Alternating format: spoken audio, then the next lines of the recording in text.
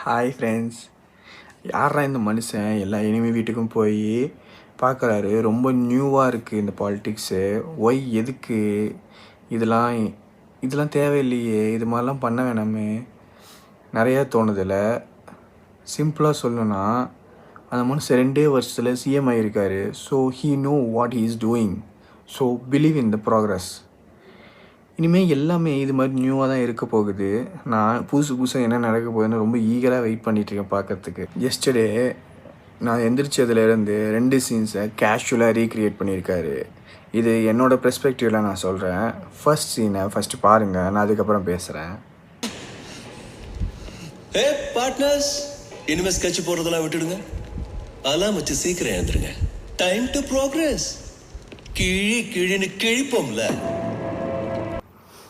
விஜய் நான் ஒரு வீட்டுக்கும் போய் பார்க்குறப்போ எனக்கு என்னமோ இது சும்மா சாதாரணமாக ஜஸ்ட்டு போய் ஒரு ஆசீர்வாதம் வாங்கிட்டு கங்க்ராட்ஸ் வாங்கிறதுக்கு போன மாதிரி தெரில.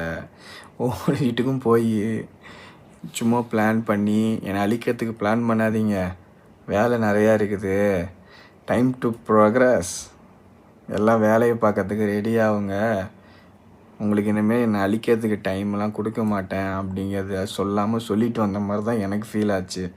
உங்களுக்கு எப்படி ஃபீல் ஆச்சுன்னு கமெண்ட்டில் சொல்லுங்கள். அடுத்த வீடியோ போடுறேன் பாருங்கள், அடுத்து நான் என்னன்னு சொல்கிறேன். நிர்வாகம் கருங்கி அவ மேல இருந்த பயத்தில் ஒவ்வொரு சர்க்கார் ஆஃபீஸ்லையும் தங்களோட சத்தியம் தாண்டி வேலை பார்த்துட்டு இருந்தாங்க. She was ruthless. She was unforgiving. She was a dictator. She was here to bring hope. And she was here to bring a change. பார்த்த உடனே ஃபஸ்ட் ஞாபகம் வந்தது இந்த சீன் தான். ரமிகா சிங் பதவி ஏற்றதுக்கப்புறம் ஒவ்வொருத்தரும் பயத்துலேயே அவங்க மீறி அதிகமாக வேலை செய்ய ஆரம்பித்தாங்க. அந்த மாதிரி தான் விஜய் நான் பதவி ஏற்றதுக்கப்புறம் அடுத்த நாள் திடீர்னு திருச்சியில் இந்த மாதிரி போலீஸ் ரவுடியெல்லாம் கூப்பிட்டு வார்ன் பண்ணி அனுப்புகிறாங்க. பார்த்தா திடீர்னு ட்ரக்ஸ் எல்லாம் இவ்வளோ கிலோஸ் பிடிக்கிறாங்க. வேலூர்லலாம் போலீஸ் ஃபுல்லாக ரைடு போயிட்டுருக்காங்க. லைக் இது எதுவும் நடக்குது. பட் எல்லாமே ஒரு லைக் ஃபோர்ஸ் ஆக்டிவாக நடக்குது. கவர்மெண்ட் எல்லாமே பயங்கரமாக பரபரப்பாக வேலை செஞ்சிட்ருக்காங்க. இது ரொம்ப நல்ல விஷயமாக தான் பார்க்குறேன் நான். இது ரொம்ப ஹாப்பியான விஷயம். இந்த மாதிரி சேஞ்சஸ் தேவை தமிழ்நாட்டுக்கு. அப்போ தான் தமிழ்நாடு இன்னுமே க்ரோ ஆகும்.